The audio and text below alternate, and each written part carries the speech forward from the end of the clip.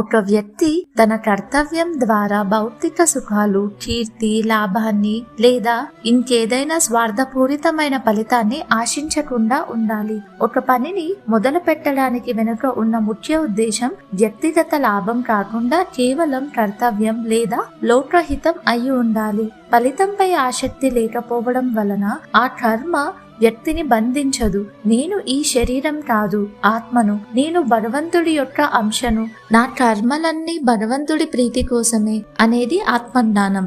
ఈ జ్ఞానమే అగ్ని వంటిది. అగ్ని కట్టెలను ఎలా కాల్చి బూడిద చేస్తుందో అలాగే ఈ జ్ఞానం అనే అగ్ని మన కర్మల యొక్క ప్రతిఫలాలను అంటే పాపపుణ్యాలను కాల్చివేస్తుంది.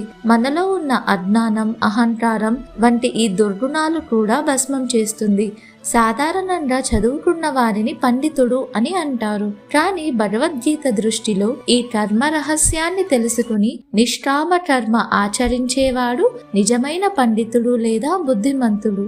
ఒక వ్యక్తి చేసే పనిని బట్టి కాకుండా ఆ పని వెనుక ఉన్న ఉద్దేశం ఇంకా జ్ఞానం ఆధారంగానే అతడు కర్మబంధాలకు లోబడుతాడా లేదా అనేది నిర్ణయించబడుతుంది అని కృష్ణుడు చెప్పాడు. యస్య సర్వే సమారంభాః కామ సంకల్పవర్జితాః జ్ఞానాగ్ని దగ్ధ కర్మాణం తమాహుః పండితం బుధాః.